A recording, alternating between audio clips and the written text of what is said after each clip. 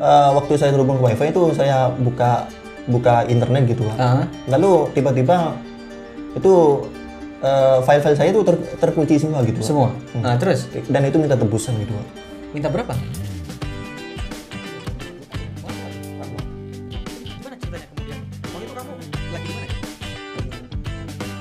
Sahabat podcast mahasiswa yang ada di luar sana.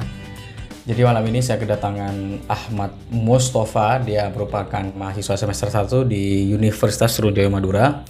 Dan dia datang ke sini katanya punya kegelisahan.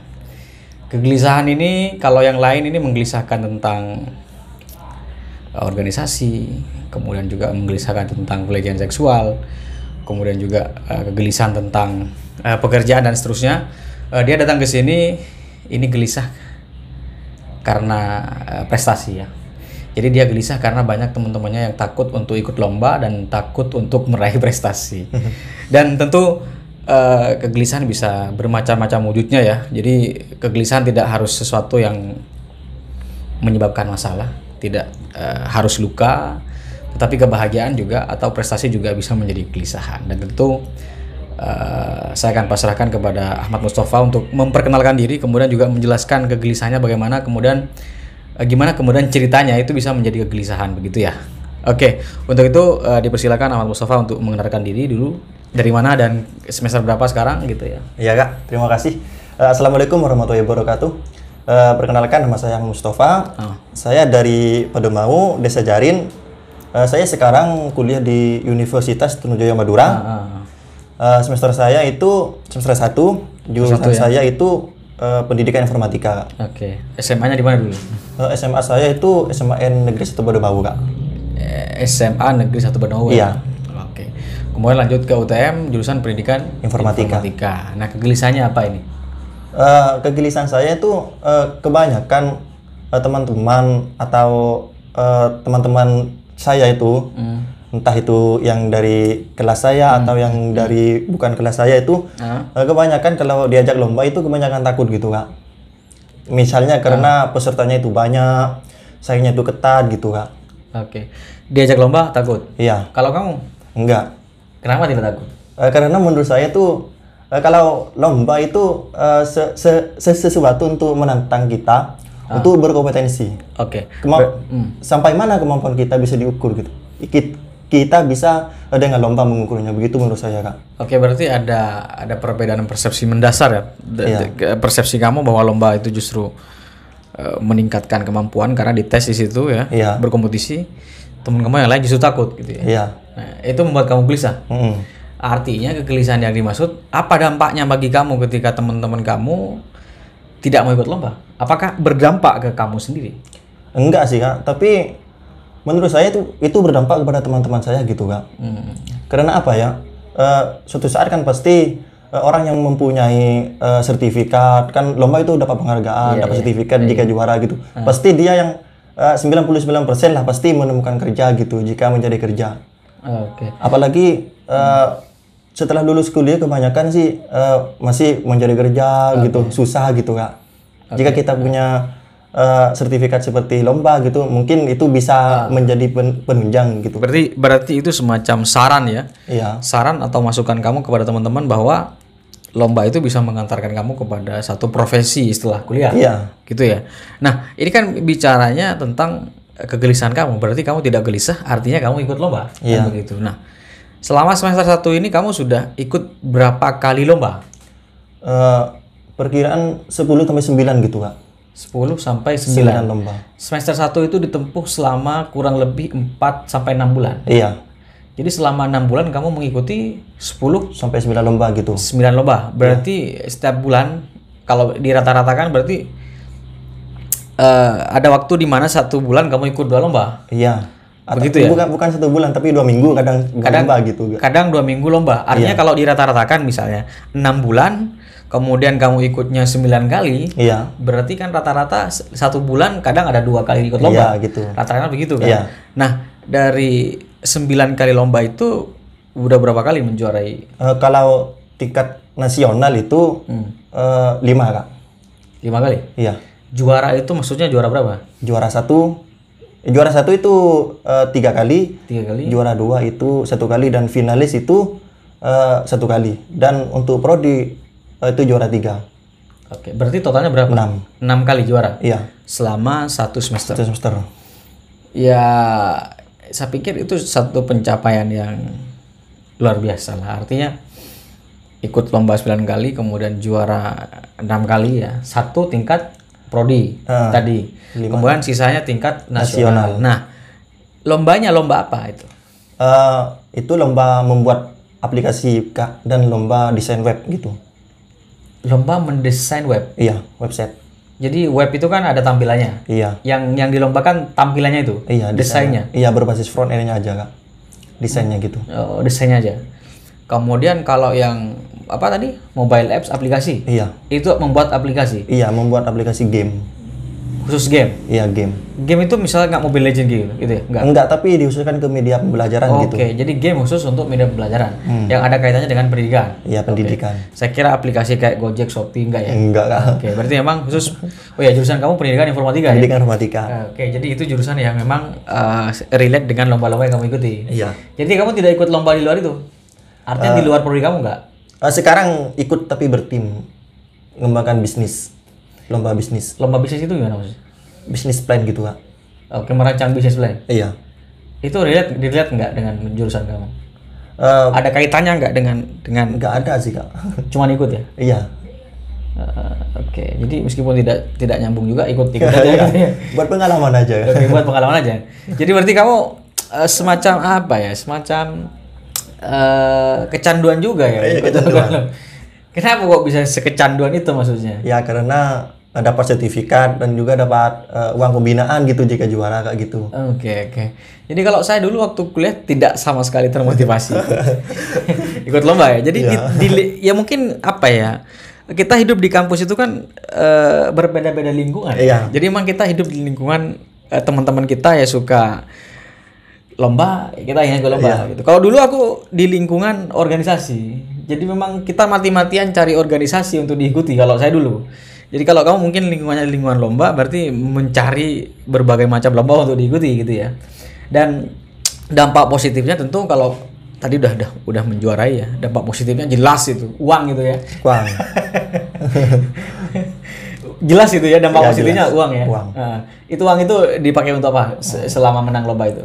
Buat Foya-foya ya? enggak, buat jajangan gitu Kak. Oh, buat trading juga Kak. Buat trading aja mas? Trading itu investasi gitu.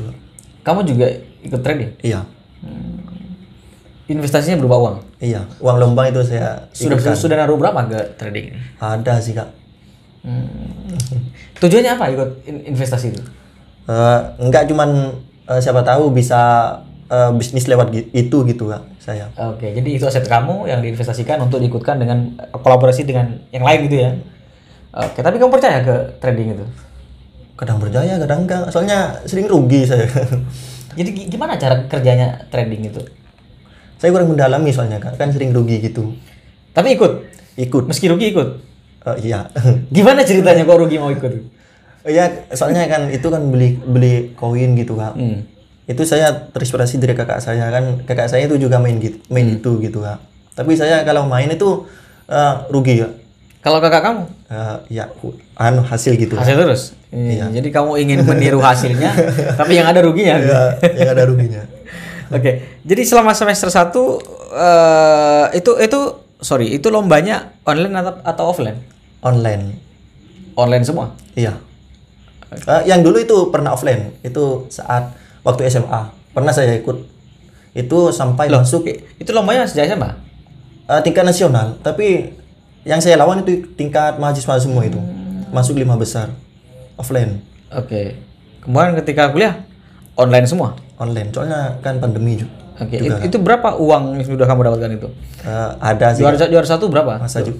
Kalau 1 juta itu dapat sih Kak. Oke. Nasional itu ya? Iya, nasional. Itu kayak lomba itu kayak judi nggak sih? Nggak tahu saya Kak. Ya jadi emang dulu ada perdebatan.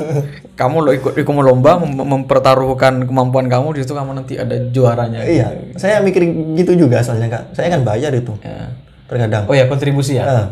Itu saya kan dapat uang lebih gitu, Iya. 2 kali lipatnya padahal. Jadi judi nggak ya gitu ya. Jadi teman-teman panitia yang melaksanakan lomba itu harus dipikirkan. Cuman saya pikir itu perdebatan lama gitu ya. Jadi artinya saya sampai hari ini juga tidak tahu apakah itu judi atau tidak. Tetapi yang pasti kompetisi lomba dengan hadiah begitu kayaknya memang sudah lumrah. Cuman yang dianggap fair hari ini itu kalau lomba tidak ada kontribusinya. Karena kalau lomba-lomba profesional, kalau lomba-lomba profesional pasti gitu ya. Profesional dalam maksud niat ngadakan lomba, itu pasti nggak perlu ada kontribusi. Karena kebanyakan lomba dulu saya juga sering ikut lomba karya tulis misalkan 75.000, 100.000 gitu. 20.000 gitu kan. Mungkin itu kekurangan panitia juga kan, untuk membiayai. Iya. Jadi akhirnya Kekurangan sponsor gitu. menarik dari peserta gitu kan. Dan hadiahnya tidak terlalu besar. Kalau lomba-lomba nasional itu kan kalau yang prestis ya. Itu daftar lombanya gratis, kadang hadiahnya 30 juta. Itu yang di Kemendikbud itu kan. Betul. Ada sampai 15 juta gitu. Iya, lomba-lomba menulis juga banyak seperti itu. Artinya dia tidak bayar. Juri memang menyeleksi dan akhirnya dia dapat 30 juta. Kan asik juga. Asik. Nggak perlu bayar misalnya 5 juta untuk. Tapi kamu tetap ikut ya? Ikut. Jadi mohonlah pada panitia lomba ini jangan ditarik kontribusi. Biar kemurnian lombanya jelas gitu. Dan tentu terlepas dari itu ini motivasi penting. Jadi siapapun kamu yang jadi mahasiswa sudah cari lomba aja gitu ya. Saya ini mempunyai visi gini Kak. Saya orang desa tapi mencintai teknologi yang sangat dalam gitu Kak. Orang desa yang mencintai teknologi yang sangat dalam. Iya. Kenapa ceritanya itu? Di desa kan nggak ada teknologi. Iya Kak, gitu Gimana, Kak. gimana ceritanya itu? Ya gimana ya Kak? Kan kalau di desa itu kan mayoritas sih petani gitu kan. Ya petani. Kebanyakan Peternak, gitu ya. mohon maaf gaptek gitu Kak. Iya. Ya tapi saya itu Bukan mohon maaf, adanya emang itu. Iya. tapi saya itu enggak gitu Kak. Saya ini orang desa yang selalu sarungan gitu. Tapi saya cinta teknologi yang sangat dalam gitu Kak. Itu maksudnya kamu pakai maksudnya begini, kamu tinggal di desa, teknologi di situ yang paling mentok ya ada handphone. Iya. Artinya kalau kemudian teknologi yang canggih itu nggak ada kayaknya di desa. Jadi alat produksi pertanian yang sudah seperti di Jepang itu nggak ada. Produksi handphone nggak ada di desa kan. Iya. Artinya kecintaan terhadap teknologi itu dimulai dari mana di situasi desa yang seperti itu gitu maksudku. Saya itu mula-mula cinta teknologi itu karena dari game gitu Kak, pertama kali. Game apa itu? Game permainan gitu Kak. Iya apa? COC. COC gitu. Iya. Iya, saya sampai kepikiran Kak. Gimana cara buat game gitu waktu SMP gitu Kak. Apakah susah gitu. Sampai saya tanya kepada guru saya itu ada caranya gitu Kak. Iya. Gurunya tahu tapi jawabnya. Enggak tahu. Ya cuman jawab ada caranya gitu. Jadi kamu nanya ke gurunya, "Pak, gimana caranya buat game?" Jadi gurunya hanya jawab, "Ini ada caranya." Ya. Ya, dan pada waktu kelas 1 SMA itu kecintaan saya terhadap teknologi itu semakin kuat gitu Kak. Terinspirasi dari film hacker gitu. Yang bernama WME gitu Kak. Dan saya mencari gitu Kak, gimana cara menjadi hacker gitu. Saya cari dan kuncinya itu berada di pemrograman gitu Kak. Iya, ada kode-kode gitu. Masukkan kode X itu. Terus kemudian Ya saya pelajari gitu. Sampai sekarang. jadi kamu bisa nge-hack sekarang? Enggak sih. Tapi dampak positifnya itu saya bisa buat aplikasi dan web gitu Kak. Sama juga ya menyambungkan kode. Iya, sama juga. Kalau desain template itu kan juga nyambungkan itu kan? Iya. Jadi berarti dari game ke film, kemudian hari ini tetap cinta Ke apa? teknologi. Tahu Kak. Kalau nggak tetap mana mungkin saya ikut lomba yang berkaitan teknologi gitu Kak. Di kecintaan terhadap teknologi itu kan pasti juga diiringi oleh mengoleksi teknologi meskipun teknologi yang kuno gitu. Kamu nggak ngoleksi apa? Enggak sih. Saya lebih suka ke pembuatan game dan websitenya gitu Kak. Oke. Kalau kamu cinta teknologi, apa bedanya handphone milik kamu dengan handphone milik orang lain? Apakah ada bedanya maksudnya? Ada Kak. Apa di program apa atau Bisa retah wifi dulu. kamu bisa ngeretas wifi? Iya dulu Kak. Sekarang gimana? Nggak terlalu menekuni Kak. Dulu bisa retas wifi? Iya dulu. Jadi kamu datang ke kantor orang? Iya kadang bisa kadang enggak gitu Kak. Tergantung dari keamanan wifi-nya gitu kan. Jadi kalau dukun wifi kuat ya. Wifi kan juga ada dukunnya itu. Iya. Kalau dukunnya kuat berarti nggak bisa masuk. Kalau dukunnya lemah bisa masuk ya. Kayak ilmu sihir berarti. Jadi sekarang nggak bisa lagi retas. Bisa dikit-dikit gitu kan. Gimana maksudnya? Cuman pengamanan website gitu yang saya tahu sekarang Kak. Kan semua jika buat website kan pasti ada pengamanannya gitu Kak. Itu untuk apa itu pengamanan? Dari serangan-serangan misalnya skill injection atau XSS gitu Kak. Itu serangan virus atau serangan apa? Serangan orang-orang yang iseng gitu Kak. Misalnya perubahan tampilan website gitu. Oh. Pernah kan pasti Iya. di phishing gitu Kak. Jadi misal kayak webnya Detik misalnya. Yang awalnya warnanya biru. Oh ya jadi hitam gitu. Bisa. Enggak, cuman penyegahnya gitu Kak. Ternyata diserang orang gitu ya. Cari kelemahannya agar itu tidak bisa disusupi orang gitu Kak. Oke. Biasanya kepentingannya iseng saja. Ya terkadang iseng, terkadang punya niat lain gitu Kak. Niat lain apa itu? Membobol gitu. Ya enggak tahu yang anu itu Kak. Ya enggak, maksudnya modus-modus kayak gitu, misalkan meretas website kemudian merusak, misalnya menaruh konten yang porno misalnya tiba-tiba masuk website kan. Itu kan memalukan perusahaan juga kan. Iya kan? Misalnya kayak gitu. Tujuannya nggak memeras gitu ya. Kalau kamu nggak bayar tetap saya gitu. Pernah diperas Kak, kena virus. Pernah. Gimana maksudnya? Laptop saya itu dikunci semua gitu Kak. File-filenya sama orang nggak dikenal. Di rumahmu? Iya, laptop saya. Melalui apa? Online? Iya, online. Jadi kamu terhubung ke wifi? Ke wifi waktunya. Terus?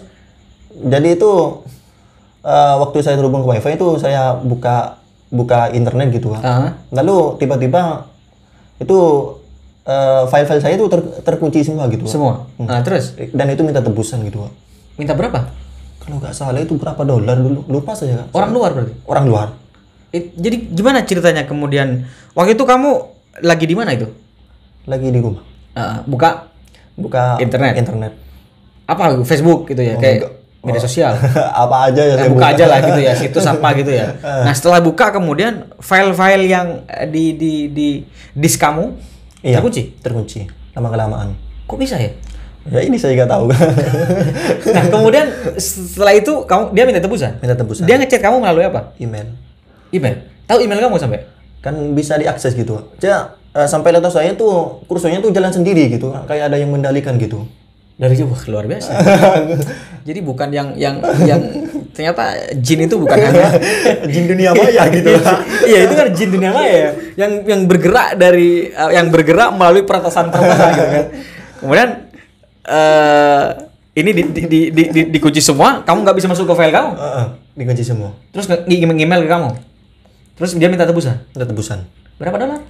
Lupa saya Kak tebusannya. Tapi banyak. Mahal. Iya. Dan itu yang hack saya itu salah sasaran Kak. Soalnya saya itu bukan orang-orang sultan gitu. Ya terpaksa saya restart ulang laptopnya, install ulang gitu Kak. Oh, itu gimana jalan keluarnya? Install ulang. Kamu nggak nebus kan? Nggak nebus kan? Karena nggak punya uang. Iya. Kemudian kamu matikan? Iya, lalu keesokan harinya saya install ulang gitu Kak. Berarti waktu masih nyambung ke internet, kamu langsung matikan wifi-nya?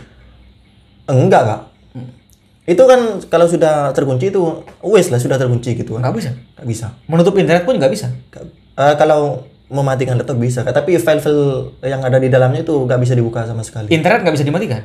Bisa kalau di internet, tapi filenya gitu nggak bisa. Oke, berarti matikan internetnya, kemudian kamu matikan? Iya. Copot baterainya ya?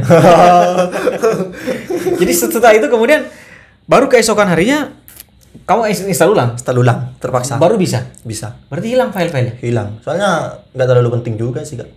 Ya misalnya kamu sultan ini kan, misalnya kan bahaya juga. Bahaya, harus tembus gitu kan.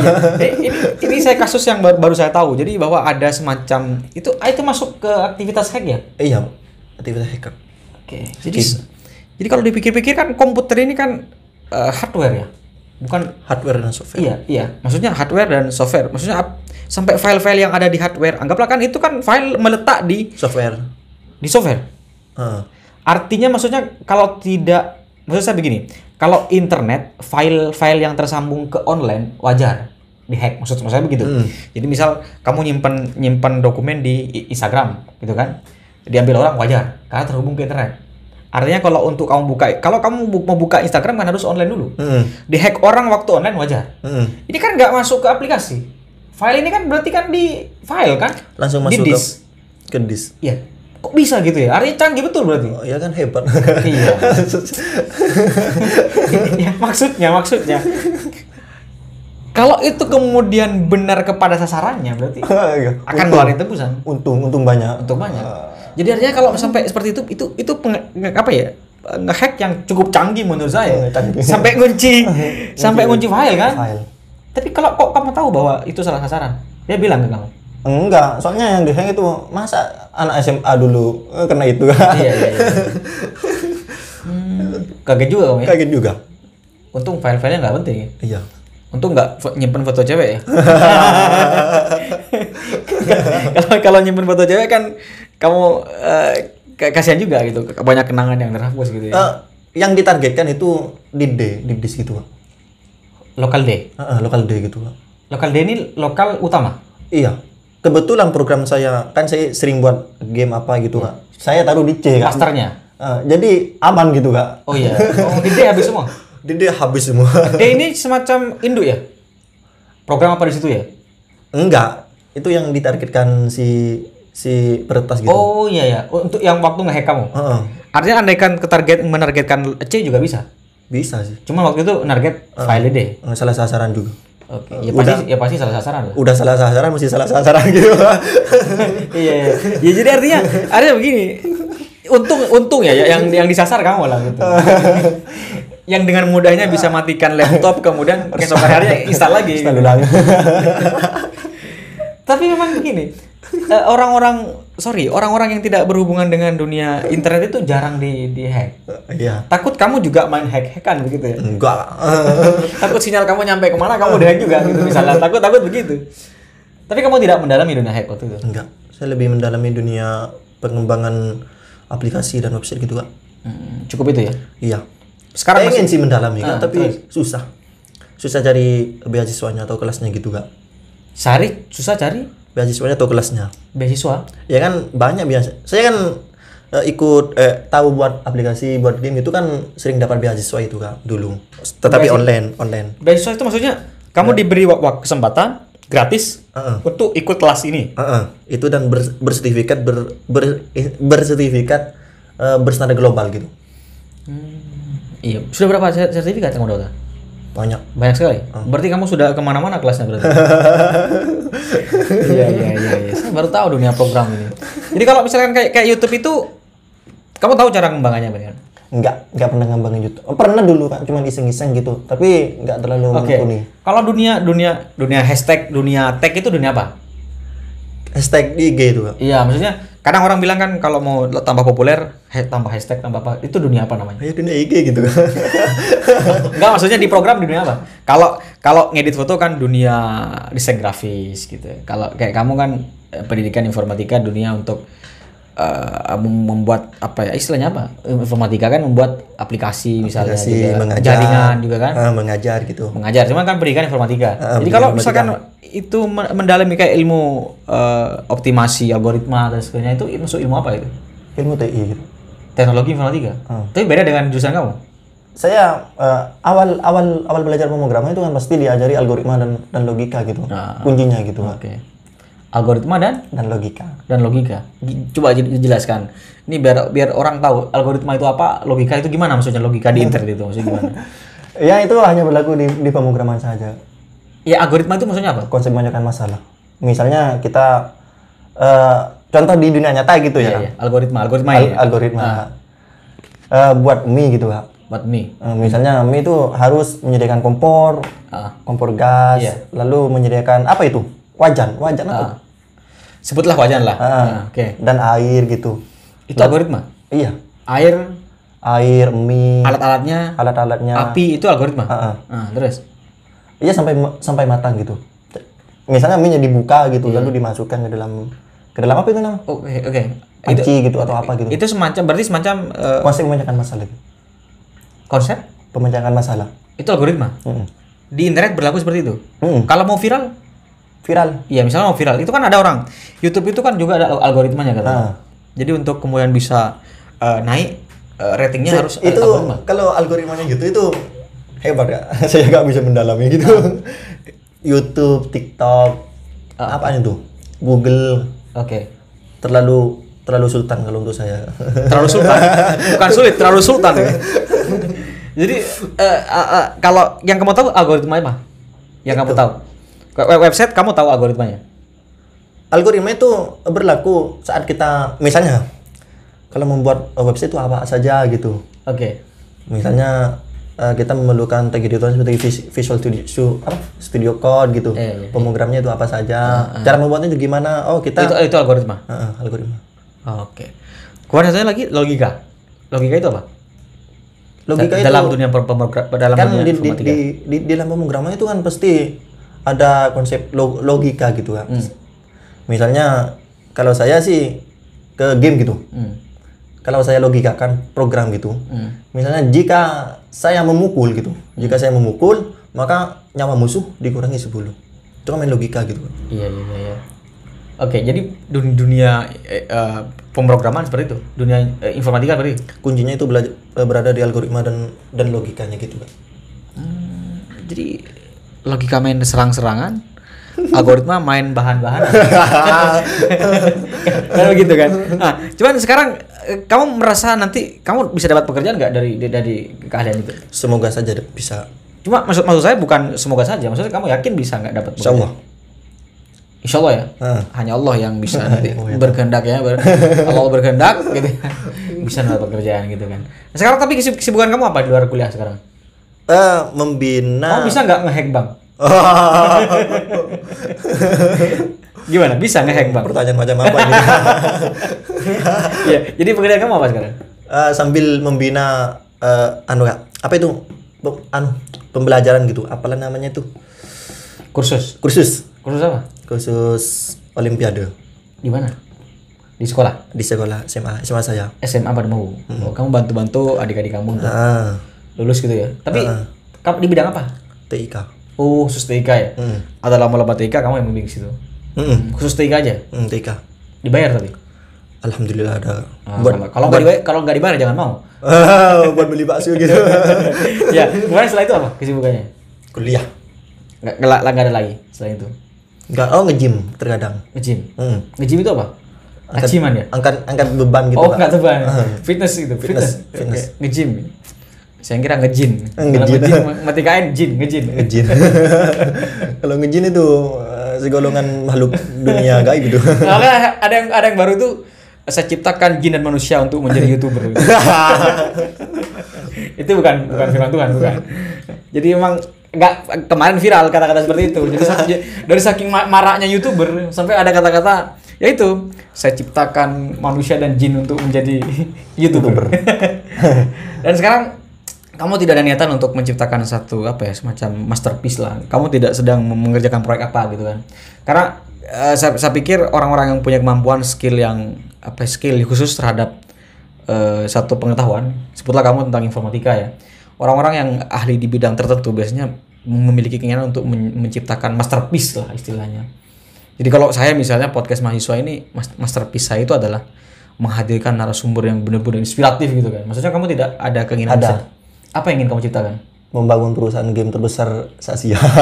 Amin. Membangun perusahaan game terbesar itu se-Asia. Game seperti Mobile Legends atau mobile pendidikan? Mobile Legends, Free Fire gitu. Siap saing. Itu tujuan kamu? Nanti pada mau ingin nanti banyak server nanti ya. Banyak server kan gitu kan. Kamu tuh server juga kan? Kecepatan internet untuk pasti bangun. Gitu, Pak. Iya. Itu kepikiran nanti gitu. Pikiran nanti ya. Oke, siap. Terima kasih. Ahmad Mustafa sudah datang ke podcast mahasiswa. Jadi kegelisahannya tidak ada. Karena dari tadi kita bercanda-bercanda dan ternyata tidak ada kegelisahannya. Tidak ada gitu. Ada lagi yang disampaikan? Ada. Apa? Saya nih kata-kata untuk teman-teman dan diri saya sendiri. Iya.